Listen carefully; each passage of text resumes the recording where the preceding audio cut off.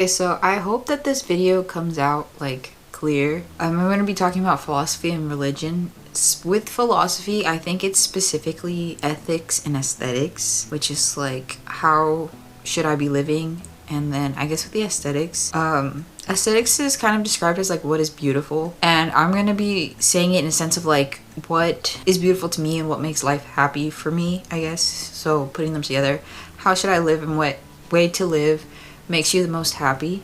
I'm going to be talking about 3 books that I have read personally. And starting off is The 4 Agreements, A Guide to Personal Freedom. The 4 agreements are: be impeccable with your words, don't take everything personally, don't make assumptions, and always do your best. And from what I got from this book is basically how you think and speak is what causes suffering, and if you improve the way that you think and speak, it can cause happiness for both you and people outside who you're interacting with. And how I took those 4 agreements, the first one, be impeccable with your words, I took it as don't think without speaking. Like, be mindful of what you say both to yourself and to others. There's this big idea that's within like self-help spheres of affirmations and self-talk, and basically saying to yourself, I'm a happy person, I'm going to do well in life, I'm going to be successful. And if you speak those things to yourself, they will come true. Whereas if you say to yourself, I'm stupid, like life is never gonna get better, I should just give up. If you keep that mindset, if you say those things to yourself, then that's how life is gonna be for yourself. You have to think positive in order for things to get better. And then the second one, don't take everything personally. I put not everything is about you. So if someone is in a bad mood and they decide to take that out on me, they're in a bad mood, right? And so they're telling you, oh, you're stupid, you don't know anything, blah, blah, blah, blah, blah. They're speaking to you negatively. It does not mean that those things are true. They're saying that you are stupid. It doesn't mean you are stupid. It's just showing that they are in a bad mood. So it's about them. It's not about you. And so you shouldn't take it to heart. Don't make assumptions. I put ask for clarification, don't assume. The example they gave in the book is like if you're in a relationship and your partner says something to you and then you make an assumption about what they said instead of telling them to clarify. You assumed what they meant instead of just asking them, and so it causes an even bigger problem in your relationship. And I feel like that's one that I do. I'm like, oh, this person isn't answering, they must be mad at me, when it's probably just, oh, that they're busy. I feel like something that a lot of people talk about is like, oh, I would rather have my partner say, hey, I'm gonna be busy today, I won't be able to text you. Making that clarification with your partner instead of just being a slow texter and then one of you assumes that the other is mad and that's not what happens, but then it causes a fight later. And then 4, always do your best. And I wrote always do your best even on your bad days, which is what they say in the book, which is always just try. Always try. Even if you're sick, even if you are feeling like you aren't having the best day in the world, try your best. And it's like realize like, oh, today isn't my best day ever, but I am doing the best I can given my circumstances. Really enjoyed this book like a lot. I read it twice, and I just feel like these are just things to like keep in your head, especially when you're talking to yourself. And it's like having a more positive mindset will lead to a happier life for yourself. And then the second book is Mastering the Stoic Way of Life by Andreas Athanas. I hope I'm saying that right. Stoicism is a philosophy that, what my understanding is, it's a focus on improving yourself instead of society. So focus on self-improvement instead of trying to make the world better. And I guess once you improve in yourself, then that will help make the world better. But also you shouldn't be worried about what's going on outside of yourself. And the reason you shouldn't be worried about that is because there's nothing you can do about it. The only thing you can control is your feelings. You can't even control what happens to you.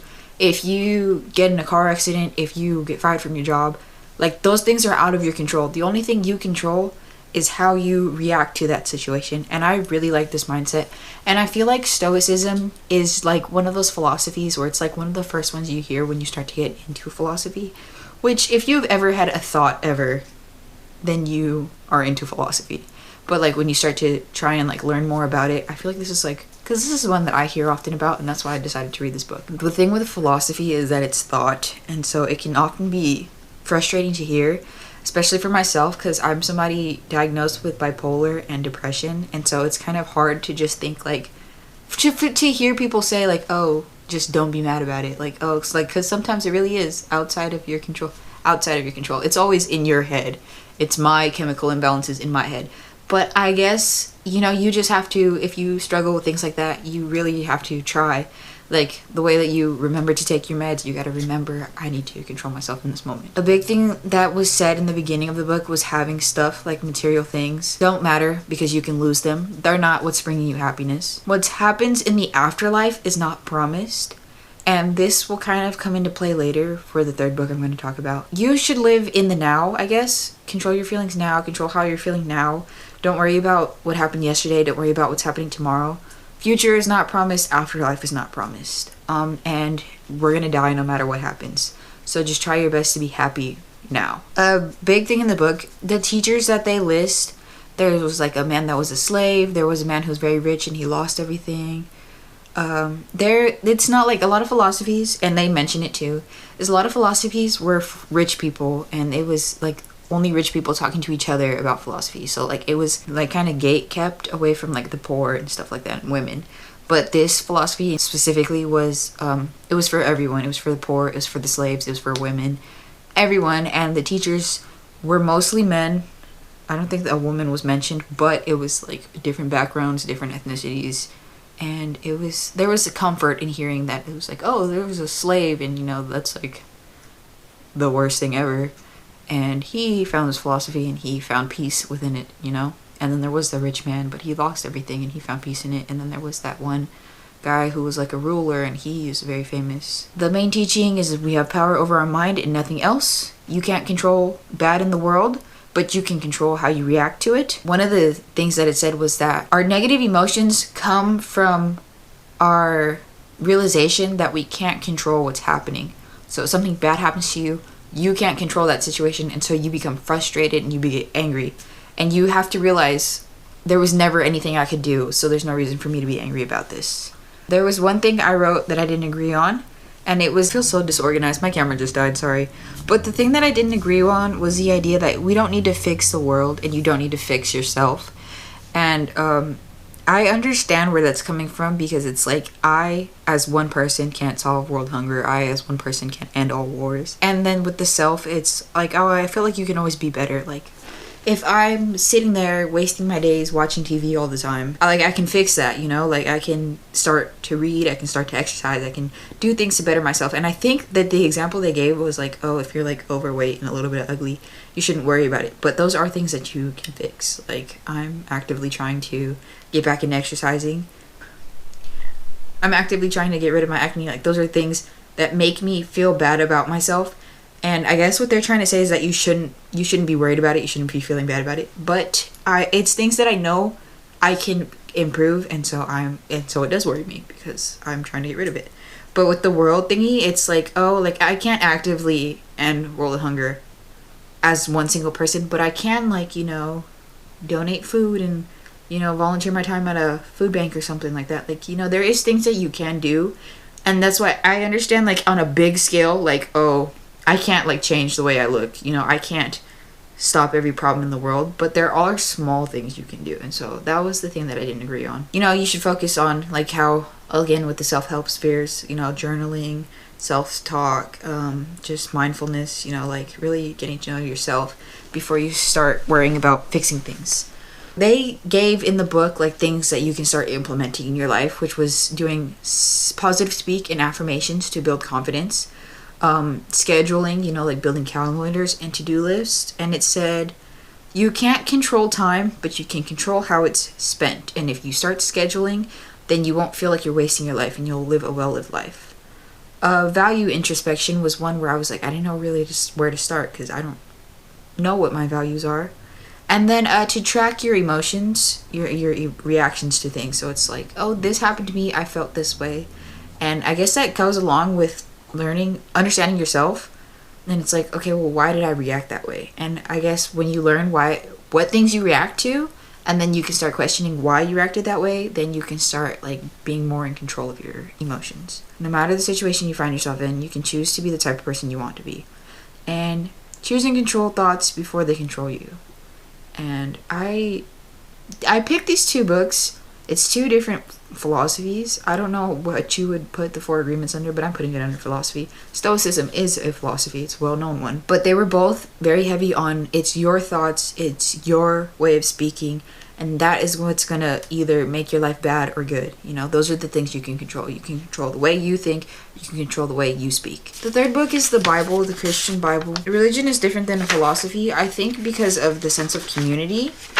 And that, with religion, you have, like, things that you do. Like, going to church and, you know, doing, like, confession or doing praise and worship, stuff like that. Religion has, like, different rules than philosophy. So I guess it's separated. And I think with the thing with Stoicism where it was like, you know, have values and follow them, I think you would get that if you're a religious person. You would get that from your religion. But I'm choosing the Christian Bible because that's the only one that I have any history with. I'm currently reading the Bible like in its entirety, or I'm listening to it as an audiobook, and it's like going through all the chapters. I'm supposed to finish it in less than a year. What I get from being Christian, you know, is like, you know, be a good person, follow rules and follow tradition and follow in Christ. And I was trying to research a little bit on Christianity before doing this, and because I don't go to church, I just know the book. I went to church when I was younger, but I was like, you know, 10. I wasn't listening. And there was a video, and it was like, okay, well, these are like the steps to being a Christian, and it's like repent and believe, go to church, and get baptized. I don't go to church, and I've never been baptized. But I'm trying to read the book, and I'm trying to get to that first step, which is believe, because sometimes it does feel like these stories are like insane.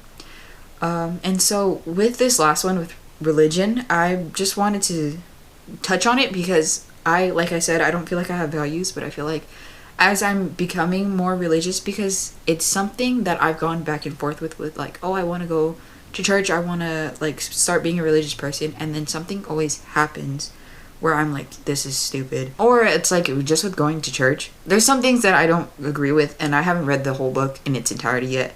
So I'm gonna do this once and then I'm maybe pass over it again, because it is something I keep coming back to, and so I feel like it's something that is for me. I have no knowledge in other religions besides Christianity, but it's just a little confusing. And some of the stories, I don't really understand what you're supposed to learn from them. But I do believe, whether you're a Christian or whatever religion that you follow, if you do follow one, I think it's good to have something to believe in and something to have faith in. Like, I often hear that, like, having faith is like a superpower, because it really is something hard to have. Like, you're just supposed to blindly follow something, and you just, because you know that that's the right thing. Even if you don't understand it, like, the fact that I'm saying I'm not totally in this because I don't understand it, that's kind of where the faith comes in, and that's what something I don't have, I guess. With the other two, it's kind of like to build happiness for yourself and a good life for yourself. And with religion, I think it's important to believe in something, because I don't really think that people are good people for no reason. I think that there's always something to get out of it. And not in like a menacing way, but just like, oh, I did this for this other person, not so they will do something for me, but because doing something for this person made me feel good. And so it's still selfish, because it's like, I wouldn't have done it if it didn't make me feel good, you know? And so I feel like having something to believe in makes you a good person. Like, a lot of Christians, they're good people because they want to get into heaven. So it's kind of a selfish reason, but it's making them a good person, so I think that's important. But yeah, I'm still reading this, and I don't know if I would call myself a religious person, and this is something that I've often had trouble talking to other people about, because nowadays people aren't really religious, and it's like, oh, well, my mom, she's always told me when I was younger that whenever she was upset or anything, she would like just hang out in a church, and like those were like safe spaces for her. And I always thought that was like a really like amazing thing, that it's like, oh, she was having a bad day, if she didn't know what to do with herself, she would just go sit in a church, and it's like, it didn't even have to have like a service or anything, she just felt safe being in that institution. But yeah, my thing is that I was trying to look into getting baptized, but you have to go to classes for that, as far as I know. If I were to go to a church, I've been looking into Catholicism just for the tradition part of it and the aesthetic part of it. Going back to philosophy, I think it's all very beautiful, and I think that including saints and stuff is a nice thing. Not worshipping, but just like including them in like all that they've done. But I don't really have time for church. I am a student and I work, and I work on the weekends because I'm a student during weekdays. Also, another thing with religion, any religion, is I feel like they have a lot of controversies, and with Christianity specifically, there's a lot of different denominations, I think that's called. And so it's like, okay, well, which one is the right one? You know, it's all the same book, but you're teaching it in different ways. Which one is the right one? And so I feel like sometimes, like, oh, well, not sometimes, a lot of times, people hate on religion because of their followers. Like, people take their religion and sometimes they take it and they use it as an excuse to do bad things. A lot of times people do that. And I feel like since I'm in the United States, there's a focus on Christianity and there's a lot of controversies around Christianity. And so sometimes it can be a bit embarrassing to say, well, yeah, I'm a Christian. That's it. It's just, I've been, as most insane people do, questioning life, questioning happiness, questioning how to be a good person. I recently got really I'm like in one of those, my many phases where I'm all of a sudden really interested in the Bible. And that happens a lot where I get into it and then I'm like, no, this is kind of boring or confusing, and I drop out and then I get back into it. That's all I have to say. It's just I've been questioning a lot religion and philosophy. If you have any comments, if you are a religious person or if you're not a religious person and you want to say why, I think it would be nice to hear. I would like to hear people's reasonings, like why you do believe, why you don't believe. Your thoughts on philosophy, your thoughts on being happy, your thoughts on being a good person. If you guys are at all interested, I created a Substack, and the first post I have up is on the book, The Four Agreements, just because I really like that book. My first post is a little summary, my thoughts on it. If you guys would like to follow my Substack, I think I will be writing just thoughts like this, thoughts on philosophy and thoughts on, oh my god, so many things are happening. Thoughts on philosophy and like also a mini book club. I've been really into reading and I would like to add that on, like little book summaries, a mini book club on my Substack. If you guys are interested, I'm gonna have it in the description and it's also in my YouTube about page. But that is all for this video. Thank you guys for watching.